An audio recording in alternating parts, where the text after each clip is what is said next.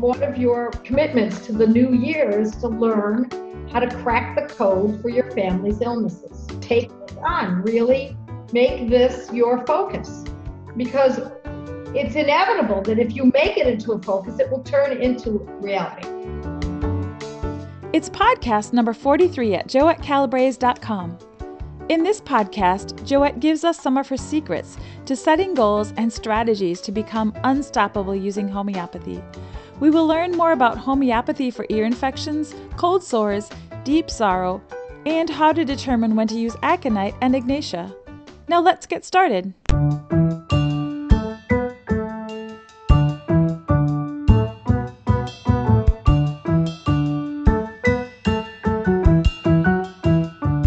Welcome, Joette. It's a new year, 2018, and I know you're very excited about the things that you have planned for the coming year, and I'm excited as well. So today, let's spend a little bit of time just talking about goals and how to achieve those goals and how we want to help our families. Yeah, that sounds like a great topic. Joette, looking forward, be our visionary, guide us as we go into the new year and how to help our families using homeopathy. Okay, well, let me start by saying that homeopathy, classical homeopathy, homeopathy in general, is a very vast, in-depth subject. And it can seem overwhelming. In fact, it is overwhelming. So what my goal always is, my personal goal and my professional goal, is to make it as easy as I possibly can for my students, my clients, for those, my readers, my listeners, to try to get the complex and bring it down to something really simple. There's actually a word in Italian, and the word is sprezzatura, and it means getting the complex or the lofty and huge and bringing it down to a level that makes it look like it's effortless, even though there's a lot of complexity behind it. So I love that word because it kind of touches on the fact that we're getting something, human health, and a medicine that approaches it so elegantly, and making it simple and doable and breaking it down and parsing it into pieces. That's always my professional goal, not just for myself for years in the past, but also now for my students and readers and listeners. So I believe that it's very doable. We can get something that's complex and make it simple by approaching it, not by saying, gee, I want to cure cancer. No. You want to start kind of small. You want to start with your own family members. And I always encourage folks to, number one, try to work with others if you possibly can. Join a group, join a study group, start a study group. I always talk about the study groups and, that are available, our gateway classes that are available through the website, and then meeting with people from all over the world, for that matter, or all over the country, or just those in your neighborhood, your church group. It's not the only way to do this. There are many ways to do this, but once you join a group or start a group, you'll be surprised at how quickly you will accomplish what seems like the impossible. And so, Joette, I want to interrupt you really quickly here because I think a lot of people are intimidated, or some people are anyway, by starting a study group, and they think, oh, I have to be at a certain level to start a study group. That's really not true, right? No, it has nothing to do with level at all. You don't have to have any understanding of homeopathy whatsoever. All you have to have is a will to want to learn. And that's always at the core of everything, is to want to improve yourself.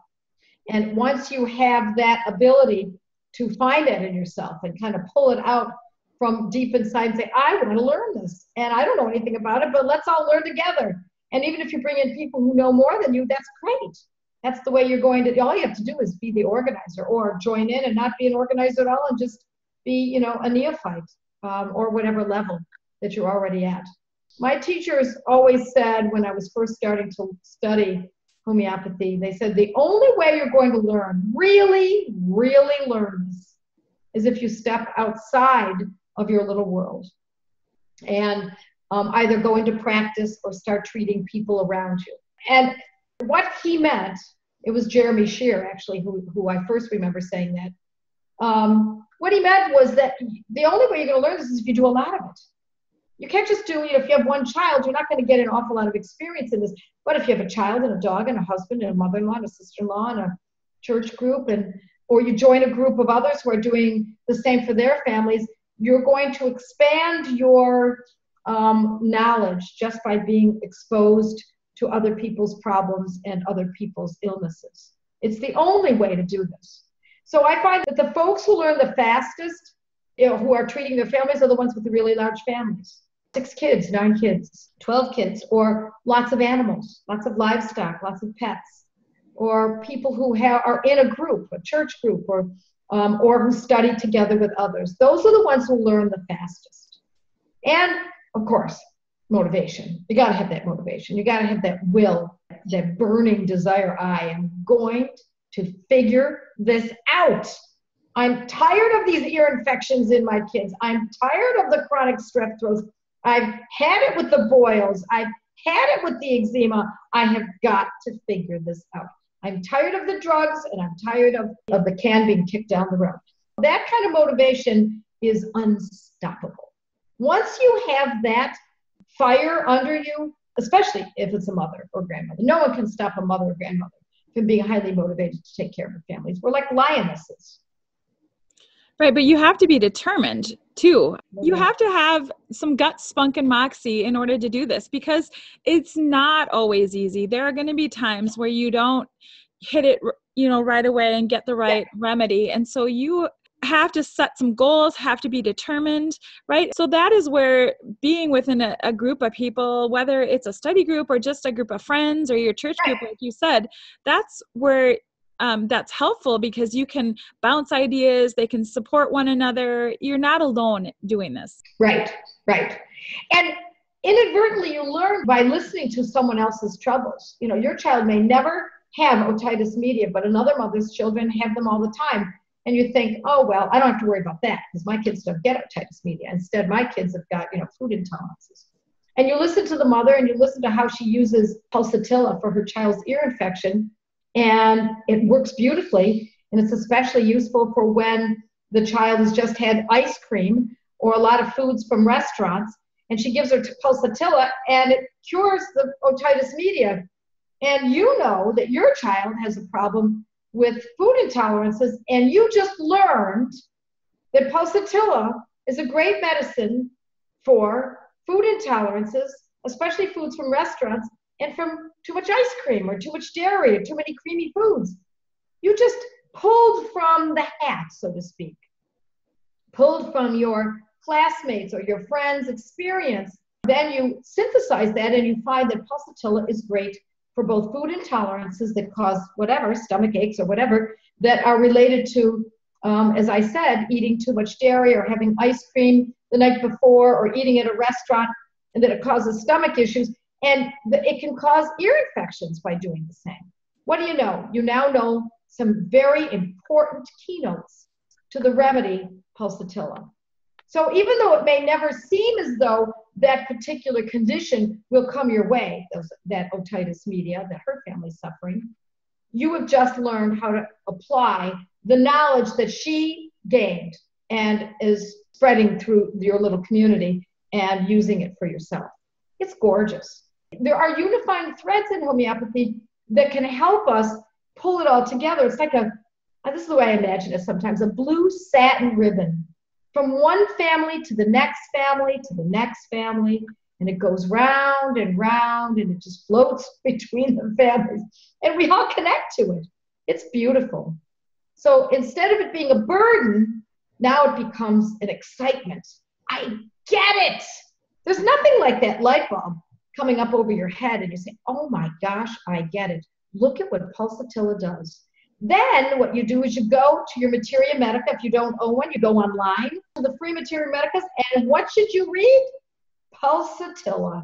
What do you know? And then you learn, not only is it good for otitis media after having had ice cream, or stomach aches after having had ice cream or eating at a restaurant, but it's also great for girls who are coming into menarche and have irregular menstrual cramps and menstrual periods. And we can go on and on and on.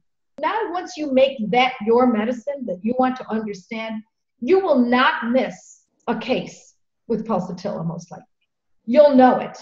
So that's how you take off one bite instead of thousands of bites at once.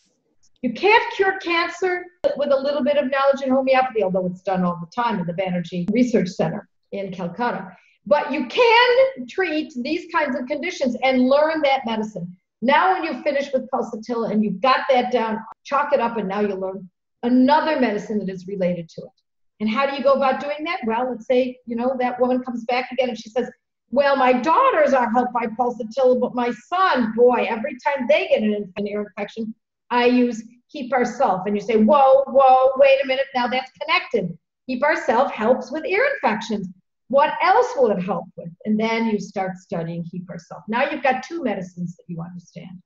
And I always urge folks to write them down on 3x5 cards. I know that's very retro, but it really works. I've got 3x5 cards all over my house.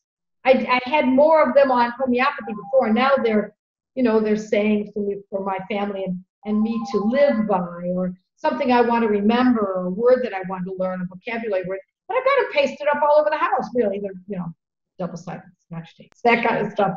Well, we have those remedy cards that you can print out from your blogs. Yes. Yeah, the remedy cards. Absolutely. Make a copy of it. Put one in a book. Some people put them in a 3-ring binder. These are all free, folks, right on the blog. So you can put them in a 3-ring binder and organize them according to a condition, or you can put them in, some people tell me they put them in little recipe boxes, and then if you make a double copy, then you have another one because it's an important one that you want to memorize, for example, and you stick it onto your rear view mirror in your car. So every time you get in the car, you look at it again. And after a while, you'll learn it. And then all you have to do is hear someone who was helped by it and how they went about doing it, and it then becomes yours. And with this, step by step, inch by inch, you're growing your garden of knowledge in how to cure others and yourself. It's a beautiful avocation. I have a friend that she gets up every morning and she has a commitment to herself to just spend, whether it's a half an hour, just looking at remedies in a Materia Medica, just learning about even one remedy, like you were saying, one medicine that she just looks at every day. And so by the end of the year, if you did that every day, you would know quite a lot about a lot of different medicines. Well, I'm not so young anymore, so I can't memorize one and consider it committed to memory forever. I mean, now I do have them all committed to memory pretty much because I did it when I was much younger. But I know my memory is not as good as it used to be, and I can't hold things like I used to. So I might need to study a remedy for 2 or 3 days if I were to start this afresh now. But nonetheless, even if you took 3 days to learn one medicine, and just the keynotes, not the whole thing, not every aspect of it, but the keynotes and those aspects of the medicine that are useful for your family, that's what you want to study. You want to know what is going on in my family. My husband gets shin splints, you need to know the remedies for shin splints. Your daughter gets menstrual cramps, you need to know the medicines for menstrual cramps. Your son is prone to impetigo, you need to know the remedies for impetigo. And not just know them, you need to own them. Because what good is it if you don't have the medicine and you got to wait a week before it comes in the mail? So owning and understanding and owning on it, on that intellectual level is really key. Now, it doesn't mean you have to memorize constantly. You don't have to just memorize. I mean, there are books. My books have got them right there. You don't have to. You can just look them up. You can look these medicines up. You can look them up on my blog. What do you use for impetigo? What do you use for otitis media, menarche, painful menses and menarche?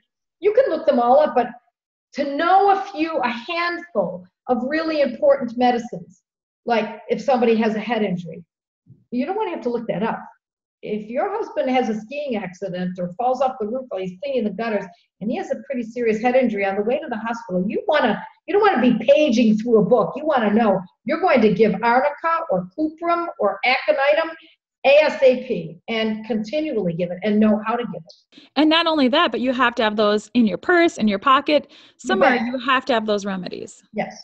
Well, if you own a kit, a little homeopathy kit, and we sell them in the office, but you can get them online. You can get them many places with 100 remedies in it and it's small. And you just throw that into your purse on the way out into the ambulance or whatever. You just throw that in there. Now you know you've got everything. You're all set.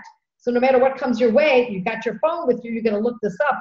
If you're part of a study group, you can look up, we put a blog up recently of someone who had been, I think it was Portugal, and her husband, was it Portugal or Spain? Well, they were at a wine tasting event, and he cut his hand very, very severely.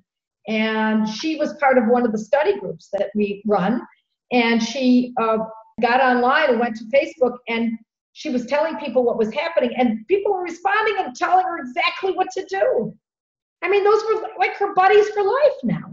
Yes. These are people who she now owes a debt of gratitude, and she understands that. She really is very grateful for how responsive and helpful they were. Beautiful. You don't even need to look it up. There's someone right there in the waiting. Yeah, I find that over and over again. I hear stories of that, and I see it personally. You're out and you're about, you can't keep your wits about you. You go to that Facebook page and you just type something in, and someone is always responding super quickly. It's great. People love to help. Mm-hmm. Because not only are they helping because it feels good to help others, but also because it's nice to say, wow, I know the answer to that. It's like raising your hand. I know, I got it. That's me. Yeah. It's like you're in class. When you accomplish something, you want to use it. There's nothing like that sense of accomplishment, whether it's learning how to play a sonata or learning how to make a great chicken pot pie from scratch. There's nothing like that sense of accomplishment. Okay, so we have a wide variety of listeners to this podcast. People who are new to homeopathy, people who have been using homeopathy for many years, people who are practitioners. So I think we've addressed some of the newer students and how they might set some goals. Can we talk for a few minutes about those who have been doing this for a while, and what kind of goals or what kind of tips might you have for them for the new year? They're not all that different than the goals I just suggested for someone who's a neophyte. Really, if you're learning homeopathy, you want to know a whole array. You want to know, for my exam, I had to know 300 some remedies in order to be able to pass the exam. I needed to understand all the keynotes and even the more unusual medicines. So you still want to know these things. And the more you have memorized, the more fluent you become in the language of how to handle things. When I used to use strictly classical, someone would say, do you have a remedy for, let's say, cold sores? And I would think to myself, oh my gosh, they think this is easy, that I just have a remedy and here you go. But with classical, you got to take an entire case, and that can take, 45 minutes or an hour.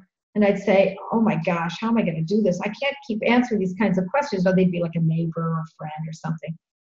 But I did it anyway, because it was an exercise in repertorizing and learning how to do this. And so that I was hoping to see a pattern. Now, though, with these protocols, Banerjee's and otherwise, this practical homeopathy that I teach, you could just rattle it right off. Super easy. It's Mercurius, Vive, and Arsenicum. How easy is that for a cold sore? Beautiful. That's a gorgeous thing that you can actually say, or you can use Rhus tox, or you could use Antimonium crud 6. I've memorized those because I consider it important enough. Now when I get an email from someone, a relative, and I've got plenty, and they send me an email, I don't have to go back and repertorize. I don't have to look in my notes. I just know which ones they are. Right. And Hypericum is another one for cold sores too, right? Yes, it is. If it's painful, absolutely. Yes, that works beautifully sometimes. Yeah.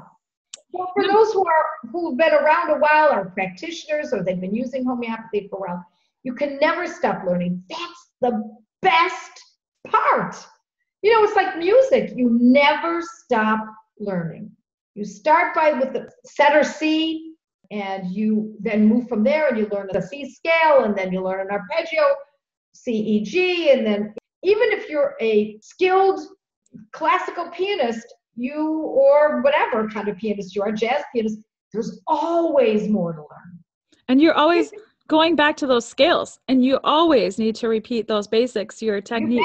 You bet. And the same thing with cooking. Think about cooking. You could go classically French. You could be wild and woolly African. You can be, there's so many ways to go. That's what I love. I like to know that whatever discipline I'm studying, or that I've embraced, that there's more to learn. Because I don't want it to end. I want it to keep going. I want to do this well into my 90s if I make it that long. I think it's a good idea to make a point of being a good listener, and not only will that reap you better results, but it makes you valuable to your family member, for example. You have to listen, and you must observe. And if you're not listening, you're not going to get the case. If you're not observing, you're not going to be able to pick up on what you need. And I think it's always better that when you're working with a family member that you don't ask too many questions, you just mostly observe. Wow, that person is still getting those bloody noses, for goodness sakes. And you're observing. What did they eat yesterday? Maybe that was it. Or maybe it's the cold weather. And when they start to tell you, say, talk about those bloody noses, and they start to tell you about it, you are being a really good parent because you care. It's not that you can say, oh, well, we'll talk about it later. Because if the child or the person has a bloody nose, you're about to pay attention. And you want to fully pay attention and not freak. You don't want to freak out and say, oh my gosh, we got to get to the pediatrician or the ENT or whatever. No. You want to stay cool and just think of where you need to go to get this information. And one of them, of course, is my blog. But if you've got some books, you can look it up in the books. If you've got my allergy course, it's in the allergy course. Or you can just go online. I mean, thank God for the internet. Let's hope that it stays as clean as it is so far, because there's a lot of great information. And it's important that we know where to find this stuff, so that when the time comes and you need it, you've got that at your fingertips. I also urge people not only to listen, but to not wing it. Don't wing it. Have a rationale.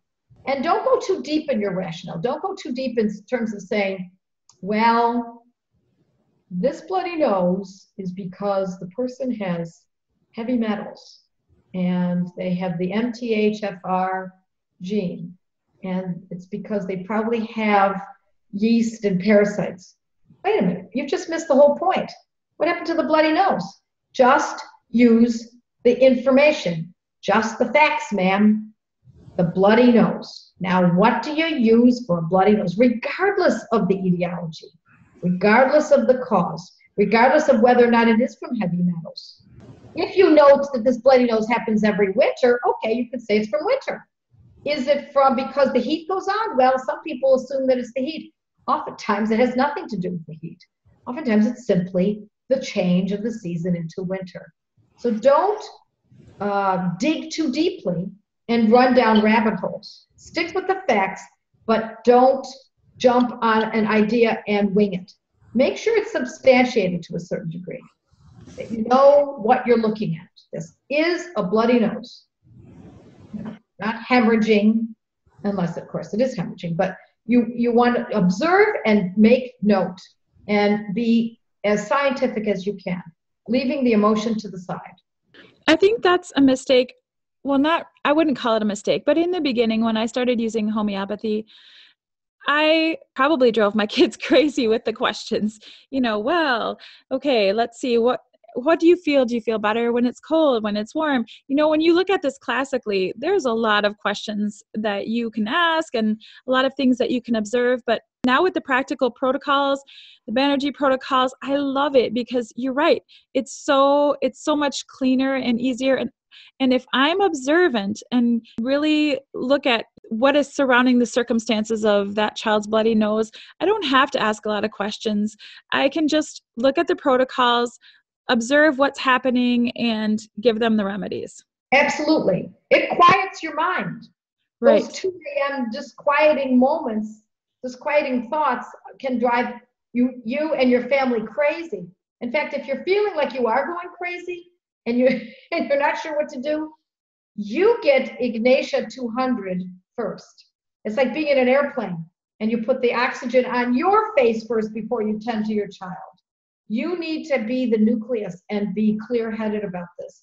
And sometimes if you feel like you're freaking out, the best thing for you to do is to take Ignatia 200. So that needs, of course, to be in your kit.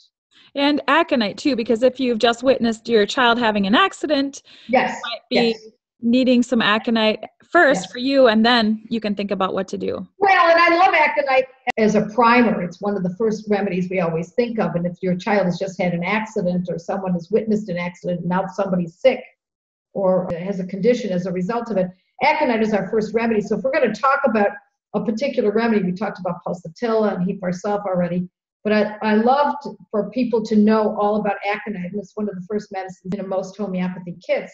So if you study anything, that's a great place to start, is with aconitum.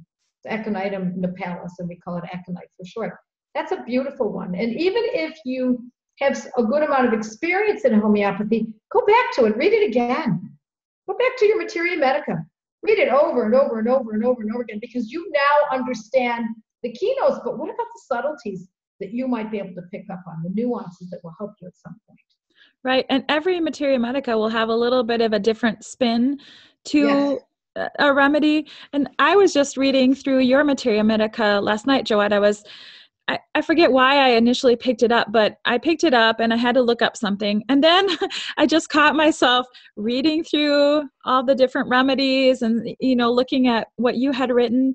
And like you said, I cannot probably ever look at aconite enough in a Materia Medica, because I'm always going to pick up something different in there.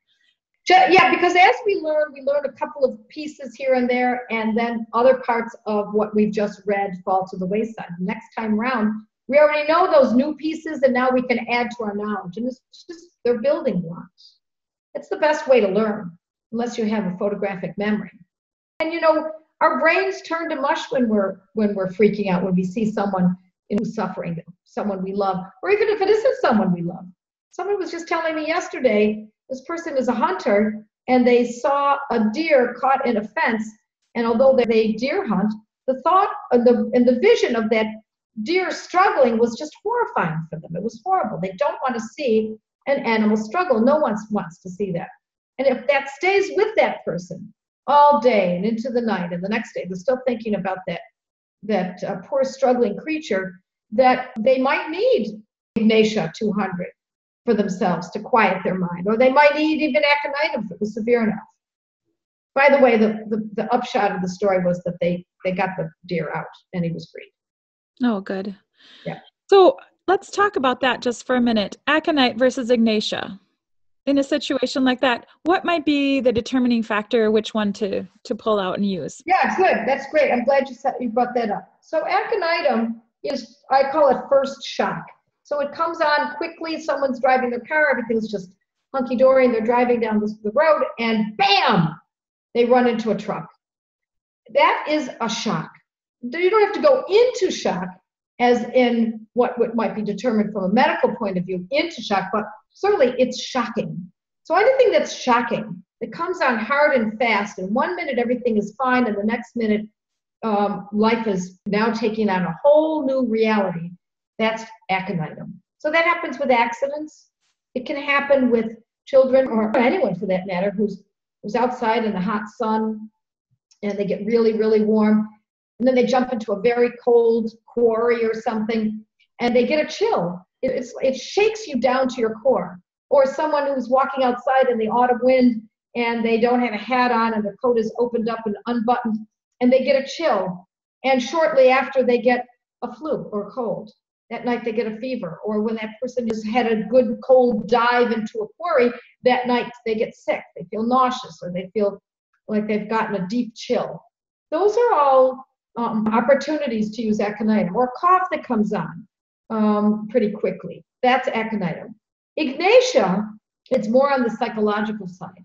It has more to do with the mind that's very, very busy and very worried, and nothing is right, and life just stinks, and what am I going to do, and this is horrible, and maybe I'll do this, no, maybe I'll do that. I asked her what she would do, and she said this, no, but he said that. And the mind is just busy, busy, busy, worrying, freaking, grieving, frightened, lots of fears, fear of this, fear of that. That is often Ignatia 200. It's especially useful for sadness and deep sorrow and grieving. I'll never forget when my aunt passed away, my uncle, and he was in his upper 90s. He only had her all his life. They never had children. It was just the two of them. She passed away. And he went into such deep grief. I've actually talked about this. He went into such deep grief that he was becoming delusional. Now, my uncle was a pretty sturdy guy, 6 feet tall, stood firmly on the ground, pragmatic. To see him crumple like this was really, talk about disquieting in my world. Seeing him like this was surprising to me. But he was really crumbling. And he was seeing my aunt. He kept saying, I see her. She's on the couch. There she is. She's on the couch. And I'd be on the phone with him. And I'd say, no, Uncle Tony, no, she's not on the couch. Go get the remedy kit that I gave you. Get in that kit and get Ignatia out. And he would take the Ignatia and he'd be just, no, I know I saw her, but wait, no, it's just the raincoat. I left my raincoat there. And then he'd come back and sit down in his easy chair.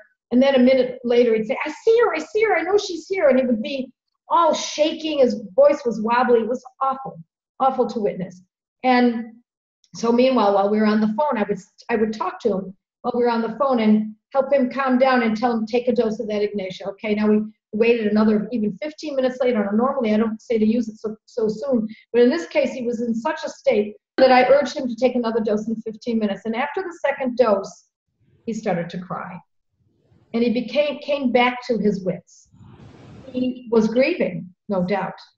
But it was the awareness that, no, she was not there. He was no longer delusional. And we don't normally think of Ignatia as a remedy for delusion. But in his situation, that's exactly what happened. And then we talk, and the crying, the sobbing would turn into just, oh, I miss her so much. I wish she was here. And I was becoming more within the range of normal. And then I would hear from him for a couple days, and then it would start up again, only next time it wasn't as severe. I think I saw her. Maybe, did I see her, Joette? Just tell me, I think I'm seeing things. And so he had one foot in reality and one foot in this delusion.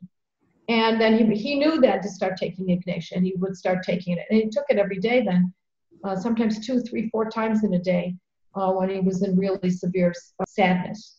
Or really more delusion, as I said in the beginning. And then later on, it just turned into sadness.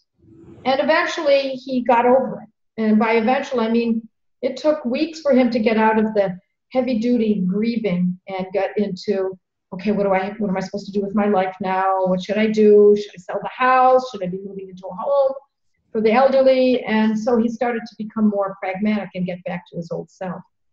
But Ignatia did wonders for him. And it got to the point where I bought him a few bottles of it, and he swore by it. He was very delighted that he had something that he could that could help pick up the pieces.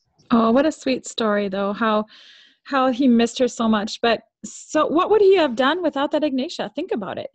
What might have... Oh, yeah. Well, he would have probably become more recluse, and if he were to call the doctor, he'd be on tons of antidepressants.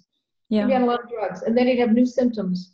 Most likely, because that's what a lot of those psychotropic drugs do. They just give you a new set of symptoms. And he would have had, I don't know, sleeplessness or constipation or hives or whatever else these things cause, or suicidal thoughts, because sometimes those drugs can cause that. Now, I'm not saying you never, ever, ever take psychotropic drugs, but that's not the goal here. We don't want to be propped up with synthetic stuff that causes more trouble later. We don't want to kick it down the can down the road. We want to correct the problem, and that's exactly what that Ignatia did for my uncle.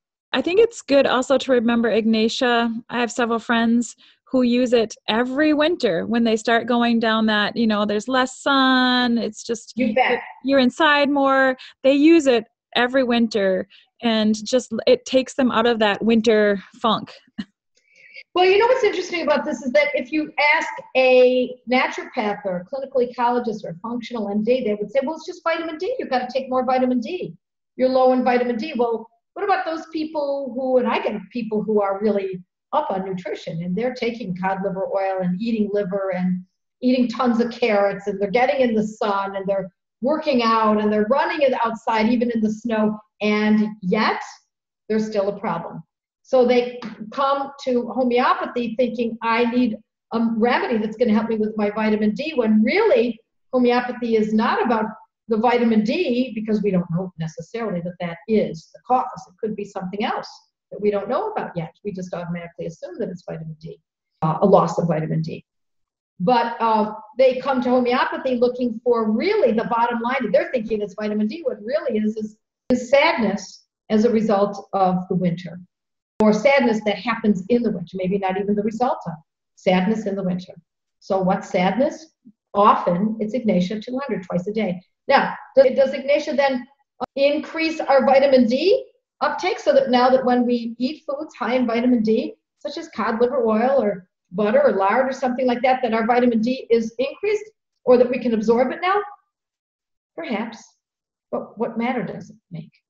Really, in the end, if the condition is corrected by Ignatia 200C, a bottle of it costs, what, $8, $9? And they can correct that and not have problems with that within a few days or even sometimes within one dose. What difference does it make? Because in the end, perhaps it wasn't vitamin D, a lack of vitamin D. Perhaps it wasn't any of those theories. So instead of theorizing, we use what we see. That's when I say, give me the facts, ma'am. Because a lot of times people will say, I have a vitamin D problem. What they're really saying is, I have anxiety and depression in the winter. So we give them Ignatia, and it uproots it. It's so much cleaner. It's so much easier. Because to try to figure out the cause is often running down a rabbit hole. Another way of saying it is it's chasing rainbows. Good luck. I mean, what's the reason for a bird to sing? How do you know? Really? I mean, how could we possibly know the physiology to that degree in a human body for every single condition? You know, when my car's broken and I take it to be analyzed, they can't even figure out my car. They can't diagnose why it won't start. If we think we can do it with a human body, we can figure out the cause. Well, if we can, great. But if we can't, and it often happens that we can't, that's when homeopathy comes in. So as we come to a close in this podcast, Joette, give us some final words of wisdom for 2018. Well, for me, 2018 is about moving. I've moved from one state to another, and I'm rearranging my household. So I can't stop thinking about housekeeping this year. And so I came up with the idea that what we really all need to do is to do some serious housekeeping this year for 2018. I urge folks to rearrange the furniture in their lives, but the furniture in our minds. In other words, don't just question the medicine you've grown up with or that you've known for all these years. Get way past that and rearrange your thinking and take a much bigger, giant step ahead.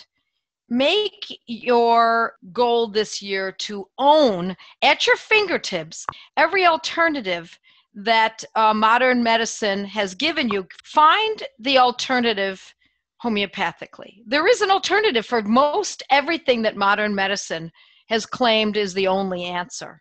So instead, know that Hepar sulph or Hypericum-Arsenicum is used instead of antibiotics. That's the alternative to antibiotics. It's not the only. These are not the only ones, but these are the main ones. How about knowing that sepia is the alternative to synthetic hormones for women, or that Apis is fabulous instead of Benadryl?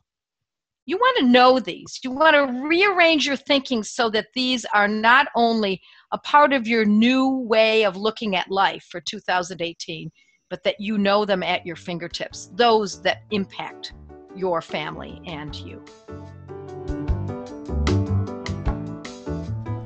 You just listened to a podcast by JoetteCalabrese.com, where nationally certified homeopath, public speaker, and author Joette Calabrese shared her passion for helping families stay strong through homeopathy and nutrient-dense nutrition. Joette's podcasts are available on iTunes, Google Play, Blueberry, Stitcher, and TuneIn Radio. Thank you for listening to this podcast with Joette Calabrese. If you liked it, please share it with your friends. To learn more and find out if homeopathy is a good fit in your health strategy, visit JoetteCalabrese.com.